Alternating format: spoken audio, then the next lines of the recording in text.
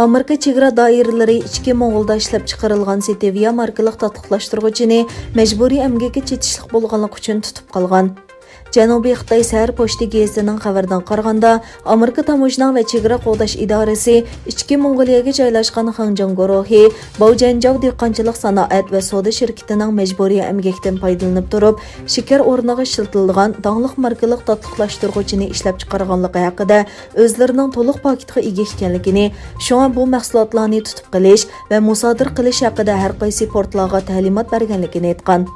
Setevia tatbiqlashtiruvchi Coca-Cola qatorliq ichimliklarni o'z ichiga olgan bir qator dongliq mahsulotlarning keng ishlatiladigan mahsuloti bo'lib, Xitoy dunyodagi eng chong Setevia mahsulotlarini ishlab chiqaruvchi davlat ekan. Amerika Tamojna va chegara qo'g'dash idorasi savdo ishxonasining ijroiya yordamchi komissari Berin Nasimiz gazetga qilgan so'zida Amerikadagi har qaysi import qiluvchi shirkatlarning bu voqea bilan hushyorligini texmi o'stirib, mol ta'minlash zanjirini texmi yaxshi tekshirib ko'rishni va ularning cho'qim Amerika hukumatining insoniylik va axloqiy o'lchamlarga loyiq bo'lishiga kafolatlik qilishni umid qiladiganligini aytgan. Ma'lum bo'lishicha, Xitoy eng chong ta'minlaguvchisi bo'lgan va xom materiallari Sharqi Turkistonda ishlab chiqarilgan yer sharidagi quyosh energiya mahsulotlarining 80%ni Xitoy ishlab chiqaradigan bo'lg'achqa, Amerika shirkatlari uni Xitoy zavodlaridan ta'minlab kelgan ekan.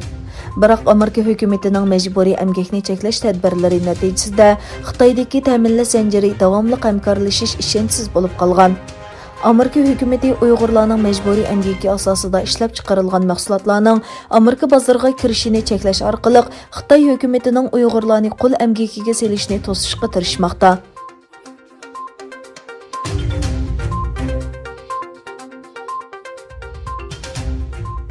Xitoyning Sharqi Turkistondagi irqiy qirg'inchiligi butun dunyoning diqqatini tortayotgan bir paytda Indoneziyaning 4 Uyg'urni Xitoyga qaytarib berganligi o'tirg'a chiqdi. 2 nafar terrorlikqa qarshi turish mutaxassisining Benar xabar agentligiga aytishicha, 2015-yili Indoneziyada terrorlikqa aloqador jinoyatlar bilan ayblangan 4 nafar Uyg'ur jazo muddati to'shgandan keyin bu yil sentabrda Xitoyga qaytarilgan. Xitoy ularga qo'yilgan $6812 jarimani to'lagan.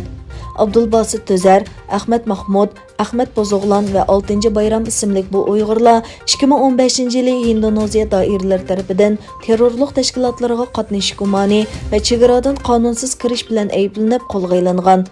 Ular shu yili sotlanib 5 yillikdan qamoq jazosiga hukm qilingan edi. Ular yaqinda qamoq jazosi to'shib qo'yib berilgan. Lekin ularning qaysi davlatga qaytarilish masalasi aniq emas bo'lib, bu kishilar huquq tashkilotlarida andisha qo'zg'agan.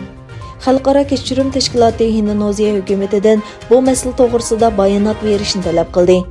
Kishilik huquq tashkilotlari bu Uyg'urlarning Xitoyga avatilsa, ig'ir qiynash va kishilik huquq dafsandichiligiga uchraydiganligini ogohlantirgan edi.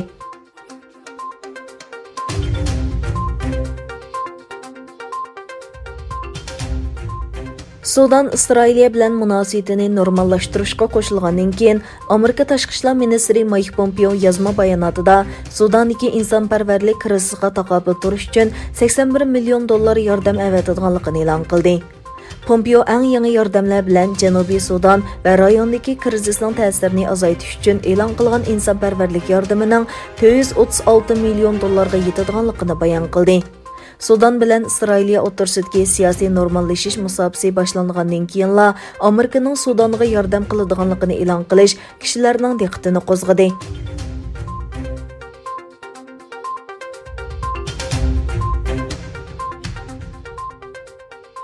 Venezuela prezidenti Nicolas Maduro davlatining energiya mablag'i haqida to'xtalganda, davlatining mustaqil qurol-yarog' sistemasi uchun Rossiya, Xitoy va Eronning qo'llashi bilan harbiy kengash qurmoqchi ekanligini aytdi. Maduro armiya oliy komiteti va Venezueladagi harbiy rahbarlar bilan ko'rishganda mundaq dedi: "Biz Eron, Xitoy va Rossiyaning yordamida armiyamizni taraqqiy qildiramiz. Kelgusi bir necha hafta ichida davlatning qurol-yarog' sistemasining mustaqilligi uchun ilmiy energiyaga silingan mablag'ni nazarda tutib, bu qadamni tashlaymiz."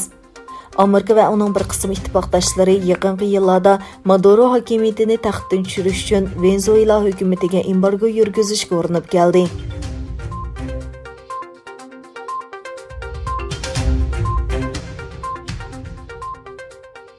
Arab dünyasida Fransiya prezidenti Macronning islomga qarshi bayonlariga bo'lgan noroziligi kuchaymoqda.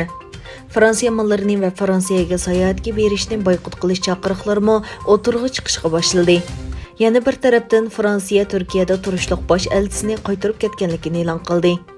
Elisi Sarayı'nın bayonotida Turkiya raisi Erdoğan'ның Fransiya prezidenti Macron haqidagi so'zlarini qabul qilg'ili bo'lmaydiganligini ta'kidladi. Erdoğan tönögün Macron'ның islom haqidagi so'zlariga qarata Macron'ның islom bilan nima masalasi bor? Uning musulmonlar bilan nima masalasi bor? Macron ruhiy davolashga muhtoj. O e'tiqod erkinligini tushunmaydi. O'z davlatidagi millionlagan o'xshamagan e'tiqodli kishilarga bundaq muomala qilgan bir davlat boshlig'iga buningdan boshqa yana nima deyishga bo'ladi degan.